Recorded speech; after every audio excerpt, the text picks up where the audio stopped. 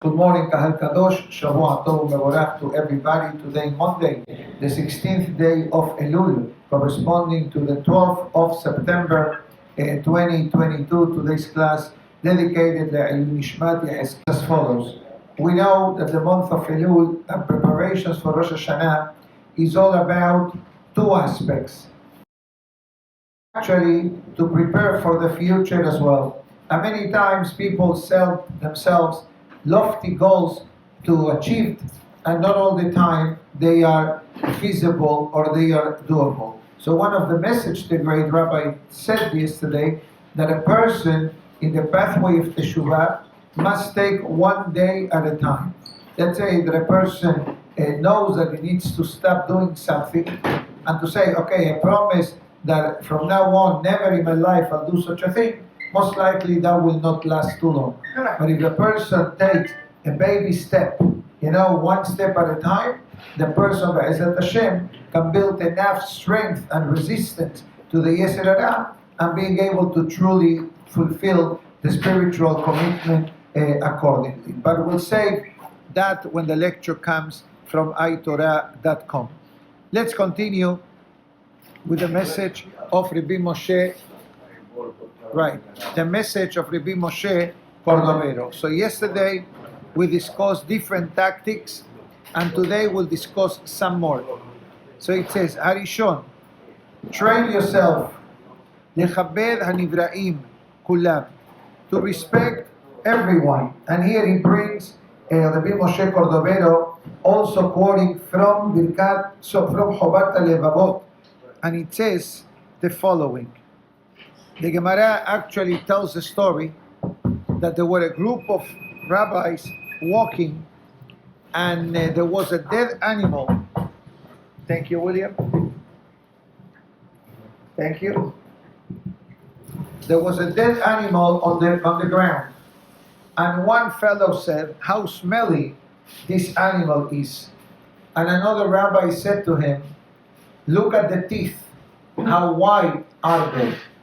So you have two people making a comment about a dead animal.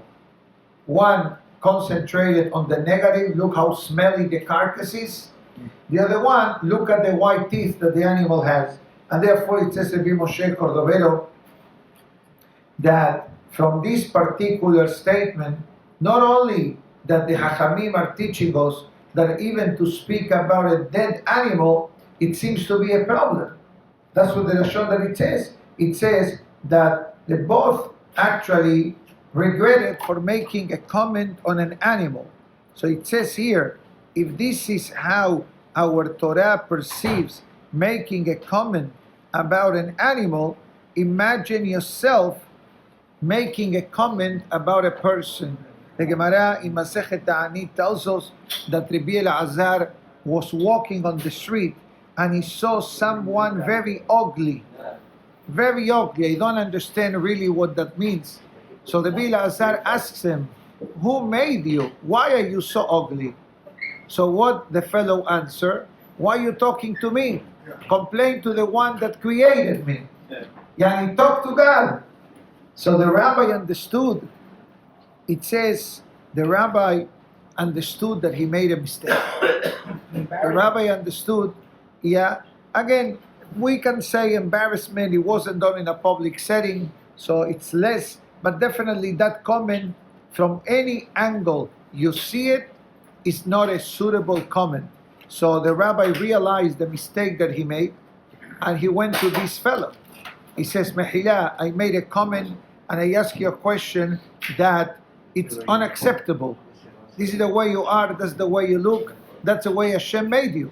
So the fellow saw that the rabbi was sincere, and it says, "Mahul, you are forgiven." So therefore it says Rabbi Moshe Cordovero, once we understand that every person carries the essence of godliness in the life, including animals, including vegetation, which is going to talk about it very soon. Why do we say that? It says very simple, because they are alive. They are an essence. They are an existence. So if all of the above is happening, it means that someone, says Rabbi Moshe Cordovero, is injecting life into this person, into this animal, into this plant. So therefore it says that when you belittle them, you are indirectly or directly, it says, it's like you are complaining to God.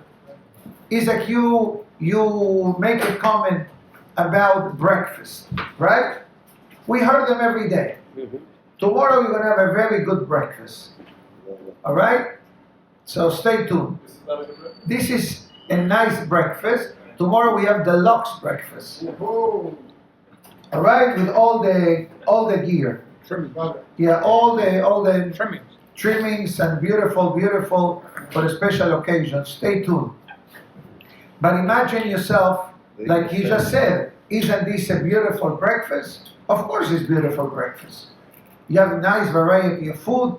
You have salads, you have cheeses, fruits, bagels, peanut butter, cream cheese, jelly, coffee, tea, decaf, percolator, cow's milk, goat milk. No, but I see almond milk. Hello? Thank you so much. Okay, the problem with this is that I gotta speak down instead of here. So let's try both of them. In my lapel? Yeah, up, higher. Higher. I don't want to eat the mic. You could take this mic off. 1 second. Let's see. Keep it here. I want to see how it goes. Nice. No. That's a good place. You like it? It's unbelievable. Well, Better than the we league. should have a. Thank you. No, I shut it off. No, leave it here just as a backup. So it goes further and it says, imagine yourself, you are a guest in someone's home, Shabbat, and they prepare a nice spread, and you make a comment. That's it. Forget about being a guest. In your own house, your wife and children are sitting on the Shabbat or holiday table, and you make a comment. That's it. So what are you saying? That whatever was done, it wasn't good enough, right? Limited. Thank you. It says here, when you belittle someone, when you mistreat someone, in a way, that's exactly what's happening. We are telling God, that's it. Go and do a better human being. Let's continue. And it says, then it comes the concept of gas.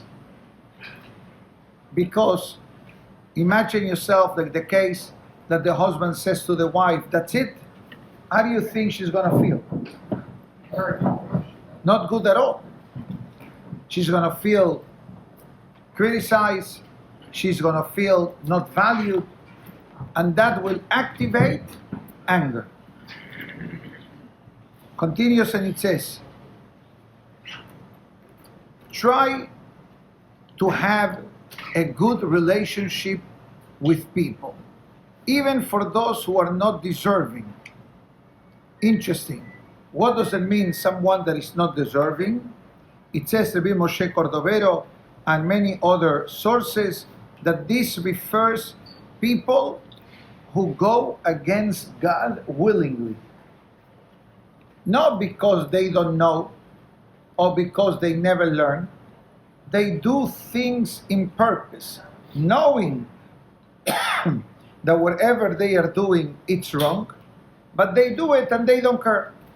So it says here, even with this type of people, try to have a certain level of decency and respect.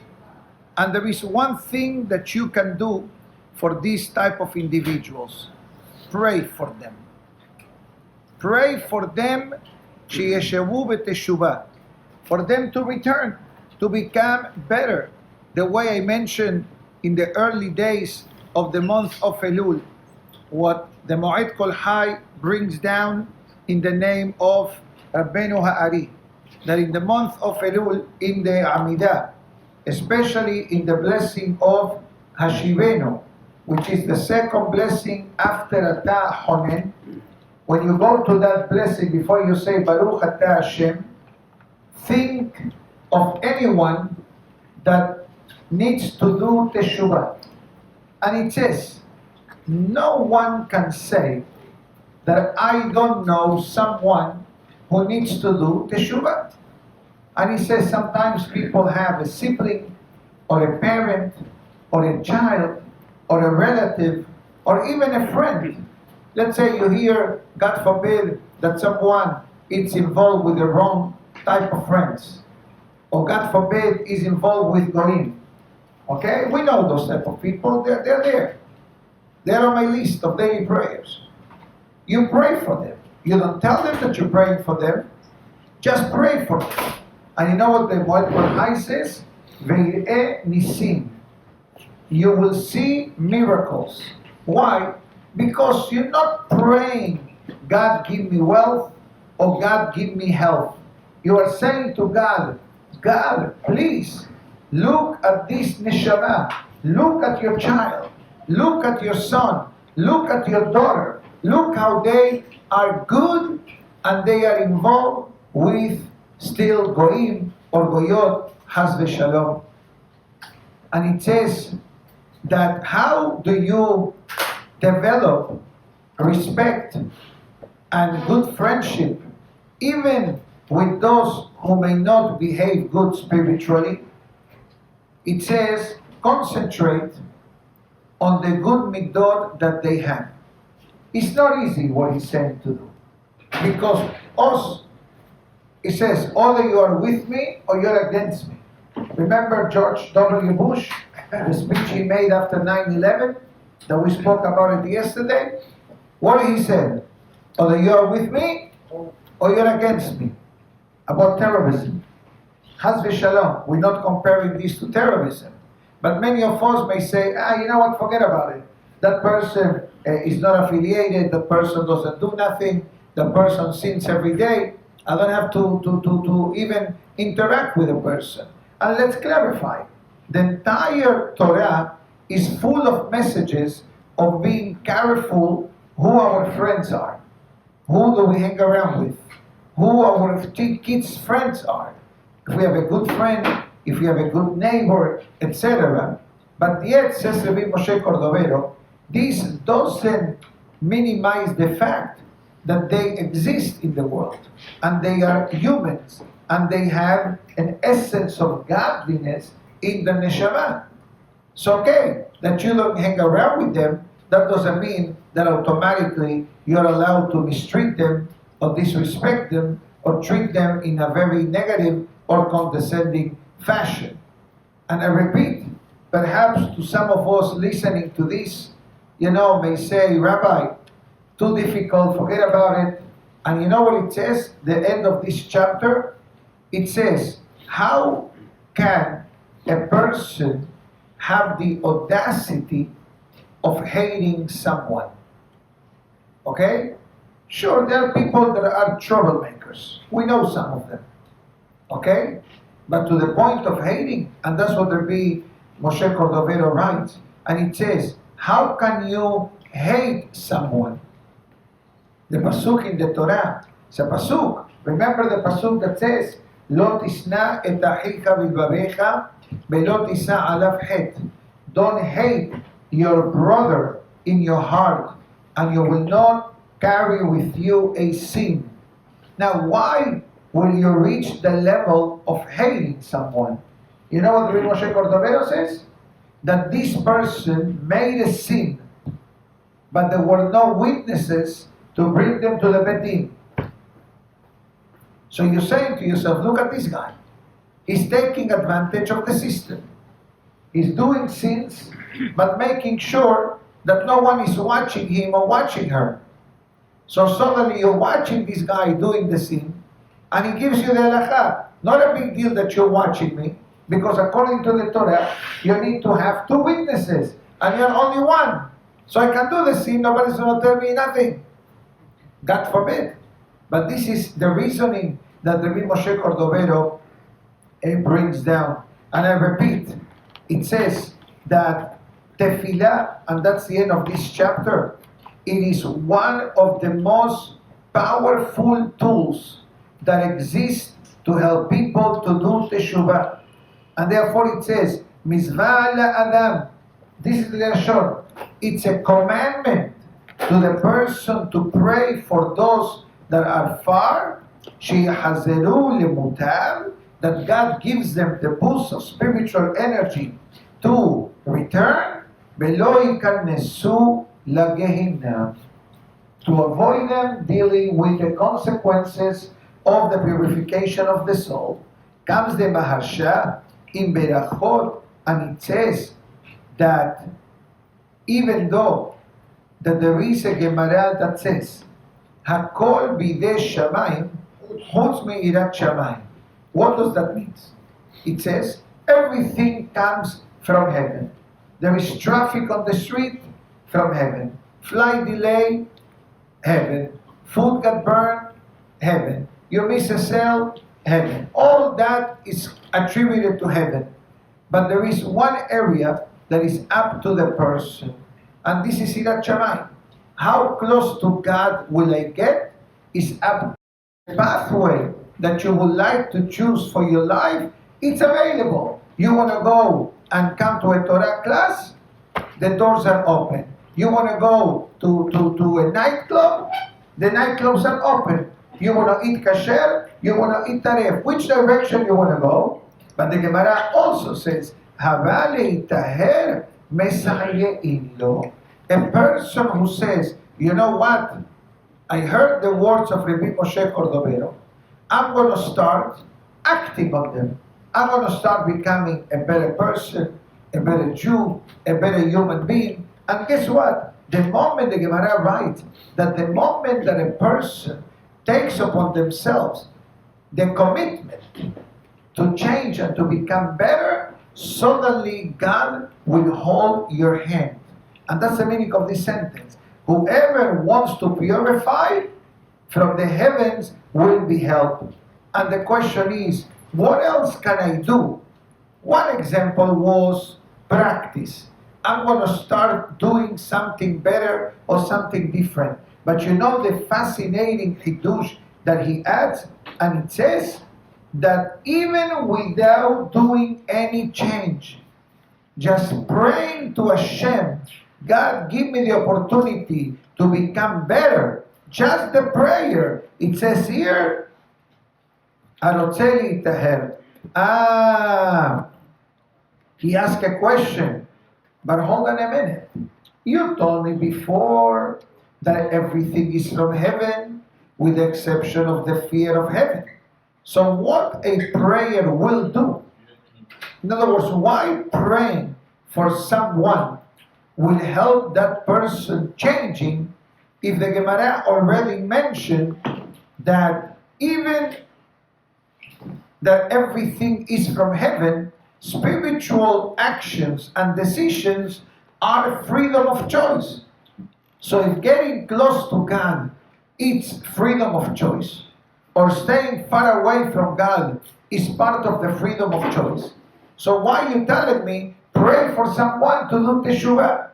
Perhaps the answer is that because it's a prayer of teshuvah,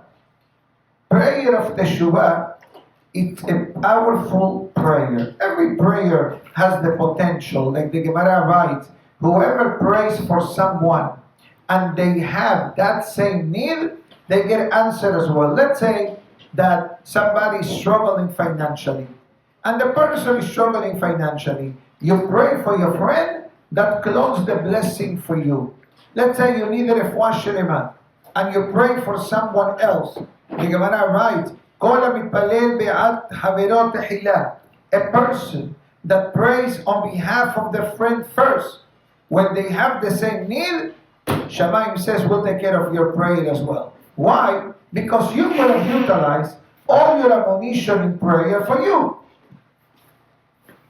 But yet you said, hold on a minute. Yes, I need the refuah. But there is somebody who needs it more than me. So praying for them, it clones the prayer to benefit the person.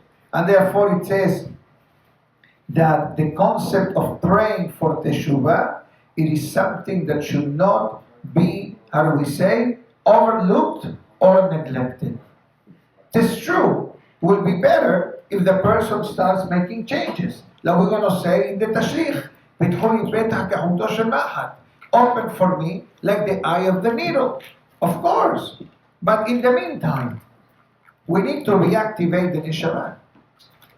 So it says that you want to reactivate the soul, you want to resurrect a dead person. Can you imagine you resurrect a dead person? We don't understand. But we need to understand the following. The Gemara writes, there are two types of dead people. The physically dead or the spiritually dead. The spiritually dead is easier to resurrect than the physical death. Because physical death requires a lot of things. But spiritual death, what are we saying? How many people in the world, I don't have numbers, but did teshuvah because you gave him one time a CD or a cassette, or you send them a link of a beautiful story with a powerful message? We have no idea, and I'm only speaking now from personal experience, how many times people contact me. I don't even know who they are. I don't even know who they are. And they say, yeah, listen to your class, etc. I have a question on what you say. I need an advance. Not that I'm looking for new customers. But we don't know who is listening or who is watching. Like last night, we had a full house. And that was only the people that came. Then we're going to have the email. We're going to have in Torah. We're going to send it via WhatsApp. Maybe 3,000, 4,000, 5,000 people will have access to last night's class, besides the many that came last night. Guess what? If one person from all of the above, from the digital world, from the virtual world, or the physical world that came, changes and develops a step closer to HaKadosh Baruch Hu, Worth it. the investment is worth it. That's it. It's not about the quantity, it's about the quality. And I guarantee you that every one of these shiurim, it creates a wake-up call into the neshama of the person. Amen. And if we don't wake up in Elul, rather, on Aseret Yemei Teshuvah, when are we going to wake up? Hanukkah? Why not? Yeah, Hanukkah is never too late, as the song says. It's never too late to do Teshuvah. Okay, it's never too late to do Teshuvah. But why do I need to wait till Hanukkah if I get arrived in the month of Elul? And that's why it's called Elul. The month of Elul is the month that really, as we heard in the past, a person takes commitments for the future. And again, God is so good that we have constant opportunities. You know, from Pesach, we have the Omer. From Omer, Shavuot. From Shavuot, Elul. Elul, Tishrei. Tishrei, Hanukkah. Hanukkah, Purim. Purim, Pesach. You know what's written in the holy books? I will finish with this for today. Between Hanukkah and Mehillah, between Pesach and Purim. Purim and Pesach. Both holidays related to the salvation of the Jewish people. Purim from Haman and company, and Paro and company in Pesach. So it says the Hidah Kadosh in the topic of Purim that in these 30 days, because we are, so to speak, surrounded by miracles of survival, God selects neshamot, souls, which are at the border of spiritual downfalling, and redeems them for them to be able to do teshuvah. Because let's be honest, and we hope and pray that we never reach that point. But even spiritually, God forbid, it could be the point of no return. Chas v'shalom. Although we don't really believe that, we always believe that teshuvah is possible, but let's be honest. Some individuals who may be involved in very serious matters, God forbid, goyim, goyot, etc., the process of teshuvah is much challenging than someone that wasn't eating kasher. No, you're not eating kasher, okay, from now on start eating kasher. But if God forbid somebody marry a goya and has children from the goya and grandchildren, chas v'shalom, that's a heavy duty to tikkun. God forbid, I don't want to be involved in any of those cases, but that's why we need to pray. That's why we need to pray. So the Hidah Kadosh says that God selects neshamot which are under the clause of Tum'ah. That's the language of the Hidah. And God says, I'm throwing you a lifeline. And we don't know how many souls are saved, or how many are available to be saved. But powerful statement, the Hidah writes. Why makes it that time of the year so appropriate for that? Which is similar to Elul. Elul and Aseret Yemet Teshuvah, it's also an opportunity to resurrect ourselves. And that's why we heard from Rabbi Mansour, or in the class that we gave here in the early days from Rosh Chodesh Elul, how Yaakov Avinu needed to take away the month of Elul from Esav. Yaakov needed to take from Esav. Why? Because Yaakov says, Rosh Hashanah is coming, the judgment of mankind. How can I come to a court system without showing good faith? And that's why Yaakov Avinu took away, spiritually we're talking about, the month of Elul. And Baruch Hashem, the month of Elul is a month called Rahamim.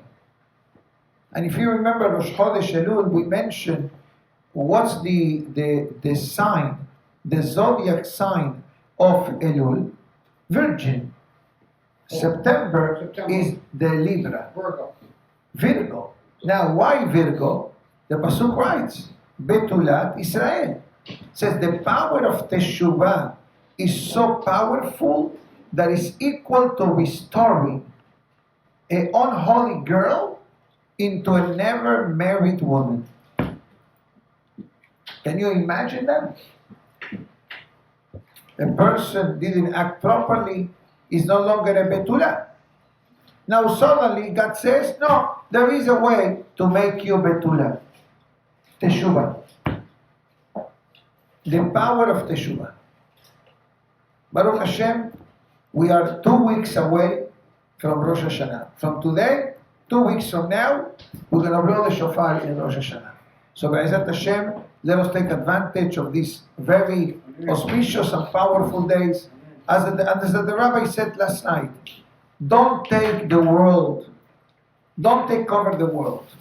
Take upon yourself one step at a time of whatever area, enhancing in the prayer, praying a bit more, learning a bit more Torah, giving a bit of charity, respecting people, treating people with kavod, looking at the good of people and not on the negative, so to speak.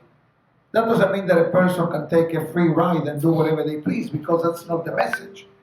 But the message is that us, from our perspective, we need to become the best that we are able to become based on the potential that HaKadosh Baruch Hu gave each and every one of us.